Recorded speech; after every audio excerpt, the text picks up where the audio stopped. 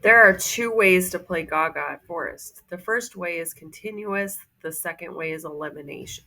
Continuous should be played when there are large groups of students. Anytime there's more than 30 students, continuous is the best version to play. Elimination is for small groups less than 30 students.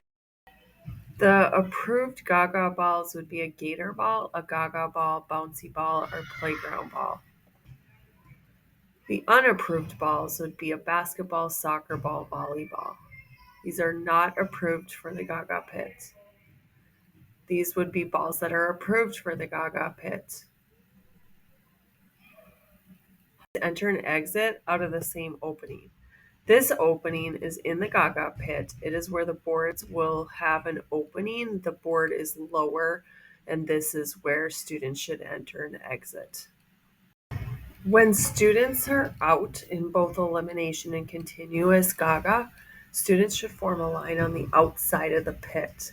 Students will line up, and then the students should form a single file line so they can observe the game while it's happening, rather than have a line straight out where students can't see what is going on in the pit. So students will form a line. When they get out of the pit, they should go clockwise around the pit and then to the back of the line. So the pattern would be student exits, and then they go around the Gaga pit to the back of the line. Continuous Gaga. 8 to 10 students will start in the Gaga pit. There should always be 8 to 10 students. If the staff person in charge decides that there is 10 students in the center, then it's always 10 students. One person tosses the ball in the air and everyone says, "Ga, ga, ball." Nobody can touch the ball until after the word ball. So students toss it up, ga, ga, ball, and then students can strike the ball.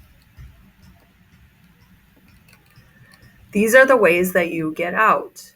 You hit the ball 2 times in a row. You catch the ball. Catching can also be scooping. You stop the ball with your hand and then hit the ball with your hand. If the ball touches below your knee, if you kick the ball, if you hit the ball and it goes out of the pit. When you get out, you exit the pit and walk around clockwise to go to the back of the line. In continuous, if a person gets out, the person waiting in line will come in. Students will take turns rotating in and out. Students have to watch the number of students that are in the pit and make sure that there's always 10 students, 8 to 10 students in the pit. In elimination, the same rules apply for continuous. The only difference is between elimination and continuous. When you are out in elimination, you will exit the pit, walk around it, and you will go to the back of the line. Students will not enter back into the game. So when the final 2 are remaining, the outside team that is out counts down from 10 down to 1. When they get to 1 or 0, the game will restart. Everybody will start back in the pit. Again, elimination should be played with smaller groups of students. Anytime you have more than 30 students, the best version to play is continuous, not elimination. Elimination is best for small groups of students or classrooms. Other ways or rules that are in place are turtling, which is sitting or squatting as a defensive move in the game. It is not permitted. All players must be in an upright position on their feet. Remember, you are eliminated in Gaga by getting hit below the waist or the knees.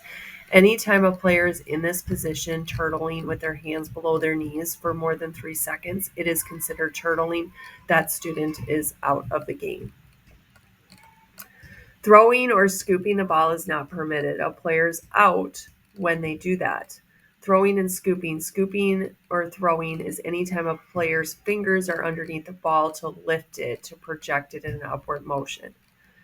This technique is not prohibited and the student would be out. And then another way that you are eliminated from the game, players are not permitted to put their hands on the fence to lift their feet to avoid getting hit by the ball. This is called fencing, and a student is out. The most important rule for playing Gaga at Forest is students showing spirit of the game. That means that students know the rules. They should be avoiding body contact. They should be having fun. They should be fair minded and speak kindly. Students should be able to recognize it and display it.